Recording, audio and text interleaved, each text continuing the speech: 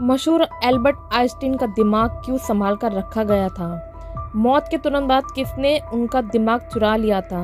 Neurons का flow इनके दिमाग में इतना तेज क्यों था? नमस्कार दोस्तों, आपका वेलकम है मेरे चैनल पे। एल्बर्ट आइंस्टीन की गिनती दुनिया के सबसे महान भौतिकविदों में होती है। 12 साल की उम्र में इन्होंने बीजगणित, यूक्लिडियन ज्यामिति सीख ली थी। सापेक्षता का सिद्धांत, थ्योरी ऑफ रिलेटिविटी से इस सिद्धांत E=mc² ने विज्ञान की दुनिया को बदल के रख दिया था। आइंस्टीन जितने बड़े वैज्ञानिक थे उतने ही बड़े फिलोसोफर भी थे। लेकिन क्या आपको पता है कि आइंस्टीन का दिमाग संभाल कर क्यों रखा गया है?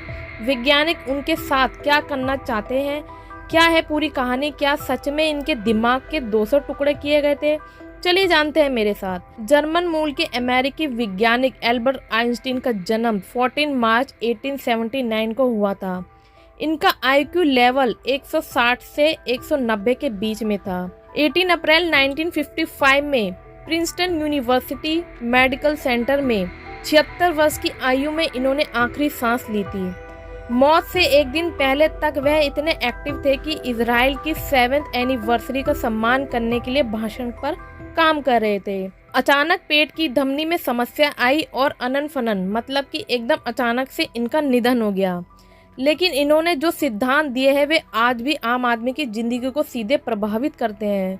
1921 में इन्हें भौतिकी के फील्ड में नोबेल पुरस्कार से नवाजा गया था। आइंस्टीन का दिमाग औरों से बहुत अलग और काफ़ी तेज था। इनका सिर जन्म से ही कुछ बड़ा था, इसलिए जब इनकी मृत्यु हुई तो प्रिंसटन यूनिवर्सिटी के एक पैथोलॉजिस्ट डॉक्टर थॉमसन स्टोल्टस हार्वे ने चुरा लिया था।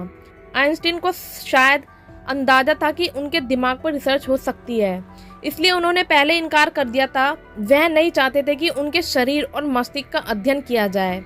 ब्रायन ब्यूरेल की किताब postcard from the brain museum के अनुसार आइंस्टीन ने पहले ही लिखकर निर्देश दिया था कि उनके शरीर के अवशेषों के साथ कोई छेड़छाड़ी ना की जाए। लेकिन हार्वे ने परिवार की अनुमति के बिना इनका दिमाग चुरा लिया था। अस्पताल में भी थॉमसन ने दिमाग लौटाने को कहा, लेकिन उन्होंने नहीं लौटाया और 20 साल छुपा के रखा। हार्वे ने दिमाग के 240 टुकड़े किए। बाद में हार्वे ने आइंस्टीन के बेटे हंस अल्बर्ट से दिमाग को अपने पास रखने की अनुमति हासिल कर ली।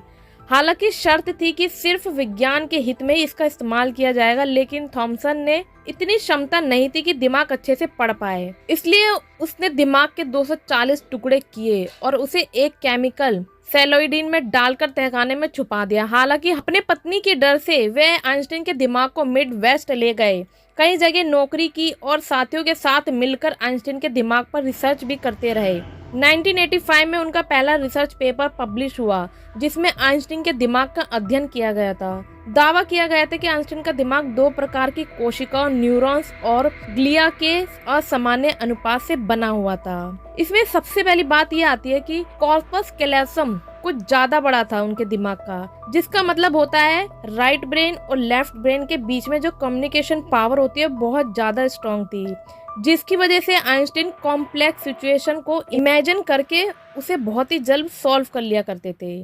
दूसरी बात ये सामने आई कि दिमाग का पैटर्न आम इंसान से बिल्कुल ही अलग था। जिस तरीके से आम इंसान के दिमाग का पैटर्न होता है उस तरीके से नहीं था, जिसकी वजह से न्यूट्रॉन्स का जो फ्लो है वो काफ़ी अच्छा होता है दिमाग में, और इसीलिए ही आइंस्टीन फिजिक्स और मैथ्स की जो कॉम्प्लेक्स इक्वेशन होती थी, कैलकुलेटर यूज करना तो बहुत दूर की बात है, वो बिना कॉपी और पेन के सॉल्व कर लेते थे। तीसरी बात ये सामने है कि आइंस्टीन का दिमाग की वजह उनके दिमाग का जो वजन था वो 1230 ग्राम का था, और जबकि आम इंसान के दिमाग का जो वजन होता है वो 1400 ग्राम का होता है। और इनके दिमाग में जो लाइन होती है वो काफी बारीक थी आम इंसान के दिमाग के मुकाबले में। आज फिजिक्स में जो इक्वेशन दी है आइंस्टीन ने, उसके बिना कोई भी फिजिसिस्ट अपनी रिसर्च में सफलता प्राप्त नहीं कर सकता। यदि आपको जानकारी पसंद आए तो वीडियो को लाइक शेयर कीजिए, बेल आइकन प्रेस कीजिए।